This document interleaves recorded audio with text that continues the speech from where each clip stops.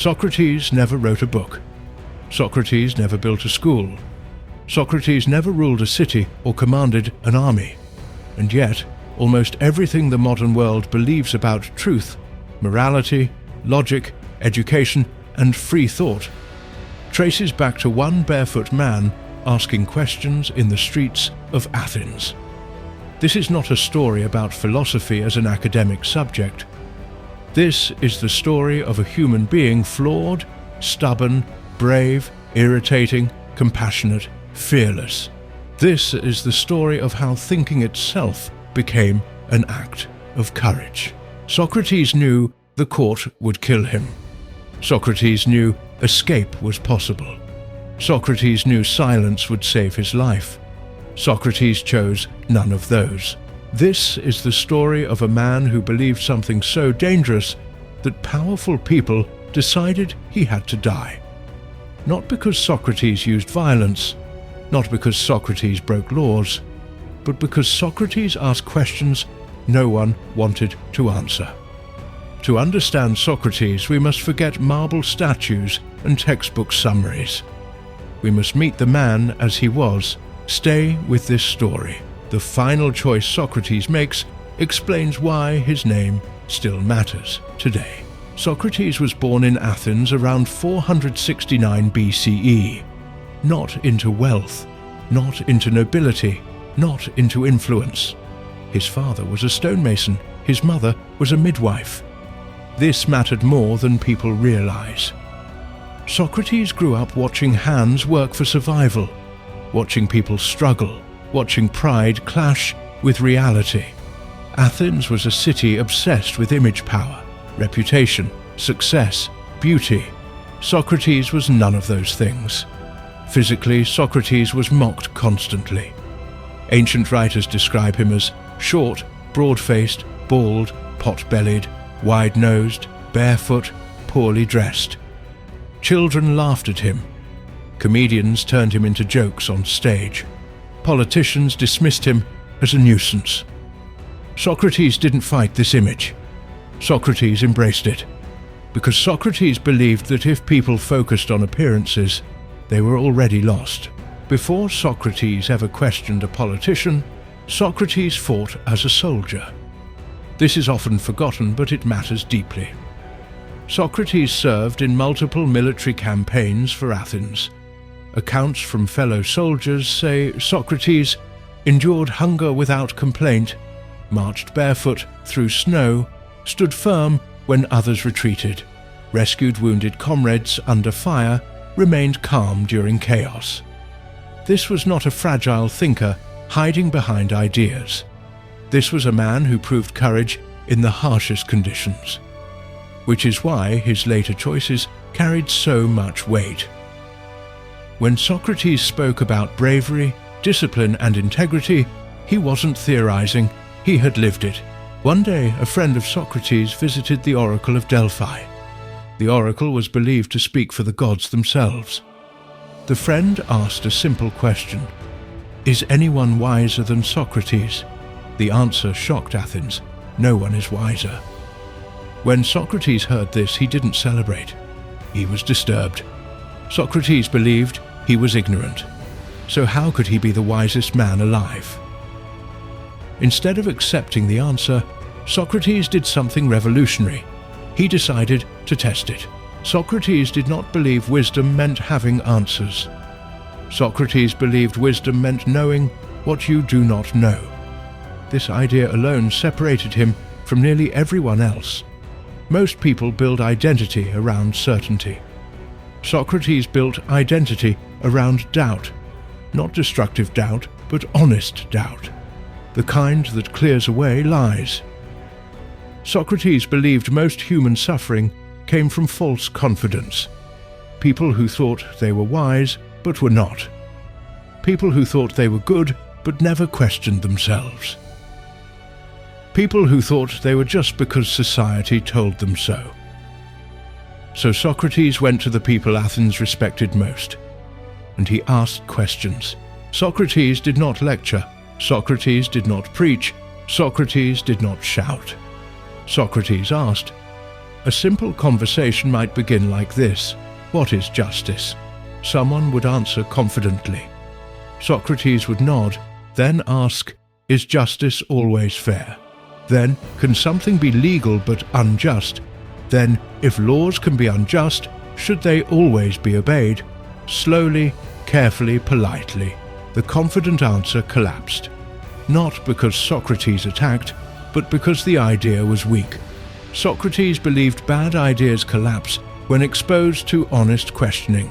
That was the Socratic method. Not humiliation, clarification. At first, people laughed. Then they grew uncomfortable. Then they grew angry.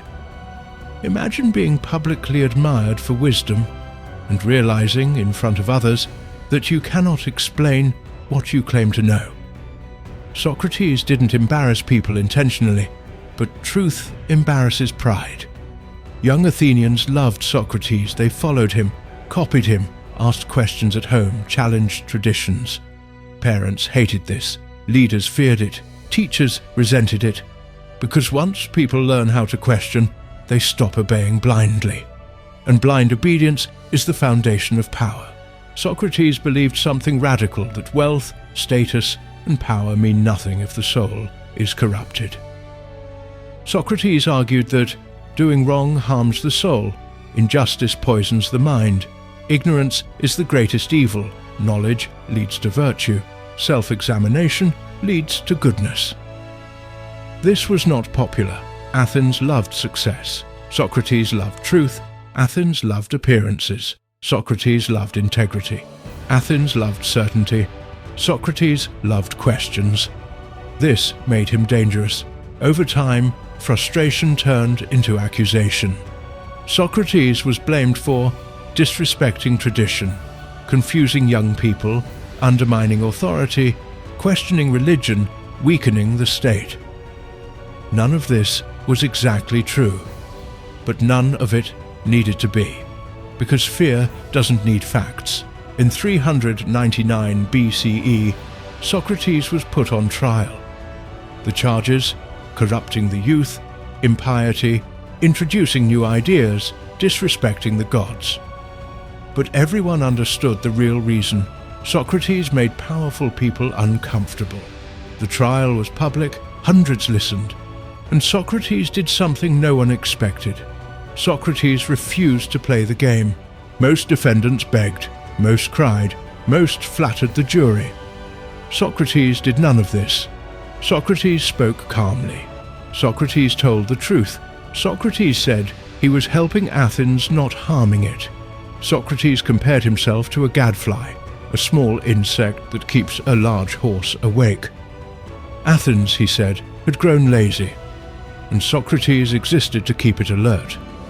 This honesty sealed his fate. The jury found Socrates guilty.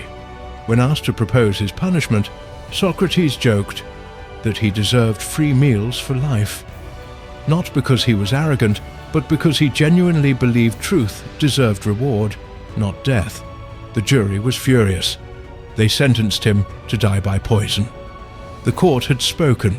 Socrates was now a condemned man.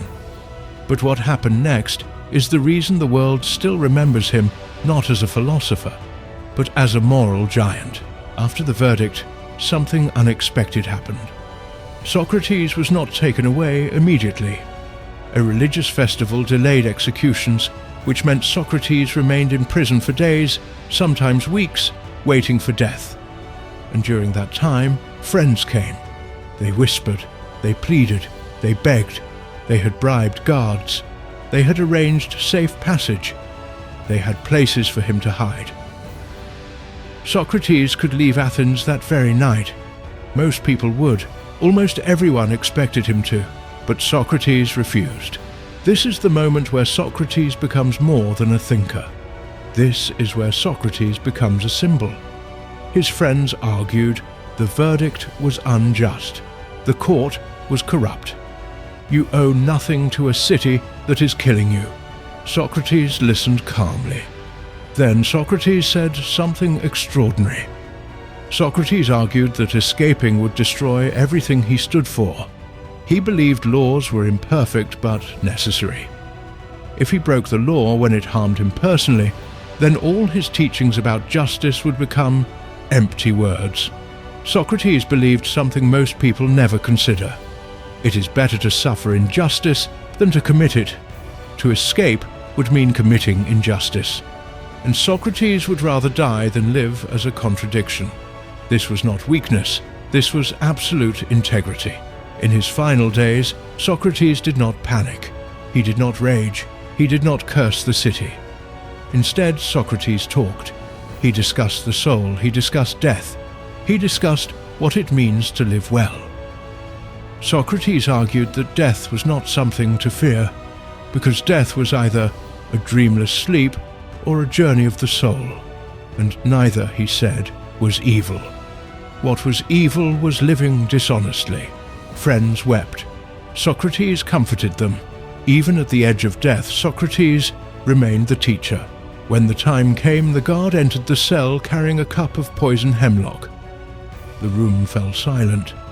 Socrates took the cup calmly. No shaking hands, no hesitation, no fear. He drank. As the poison spread, his body slowly shut down. Cold crept upward from his feet. Friends cried openly. Socrates gently reminded them to stay calm.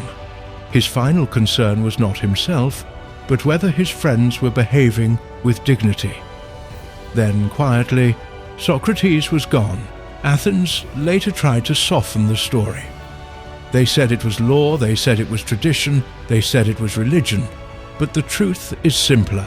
Athens killed Socrates because Socrates could not be controlled. He questioned leaders, he questioned beliefs, he questioned morality itself.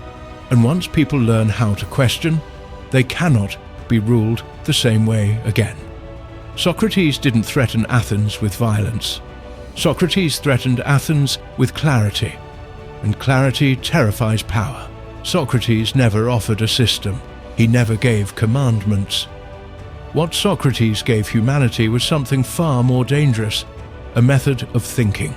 Socrates taught that knowledge begins with humility, wisdom begins with doubt, morality requires reflection. Truth must be examined, authority must be questioned, and a good life must be chosen consciously. These ideas are the foundation of modern education, science, law, democracy, ethics, psychology. Every time someone asks why, instead of obeying blindly, Socrates is there. We live in a world filled with opinions. Social media rewards confidence, not truth. Politics rewards loyalty, not honesty. Power rewards obedience, not thought. Socrates would be deeply uncomfortable in our world, and that's exactly why we need him. Socrates reminds us that popularity does not equal wisdom, confidence does not equal truth, authority does not equal morality. Socrates reminds us that thinking is a responsibility, and that responsibility comes with a cost.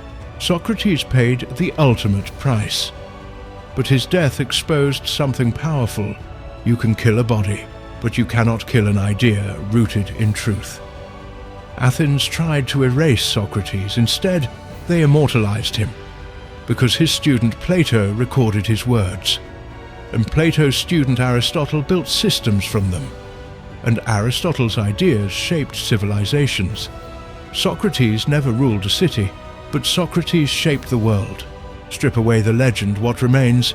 A man who lived simply, valued truth over comfort, welcomed criticism, questioned himself constantly, refused wealth, rejected power, accepted death calmly.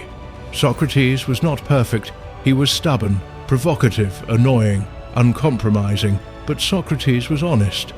And honesty is rare, not because he was ancient, not because he was famous, but because the moment we stop questioning, the moment we stop examining our beliefs, the moment we stop thinking critically, we lose something essential. Socrates reminds us that a society that kills its thinkers is already dying. A person who never questions is already enslaved. And a life lived without reflection is only half a life. Socrates lost his trial, but he won history. He lost his life, but he saved an idea. He lost Athens, but he gained eternity. Socrates proved that the highest form of courage is not physical strength. It is moral clarity, and that clarity is worth everything. If Socrates inspired you, the next chapter is Plato, the student who turned questions into the foundation of Western thought. Watch the next video.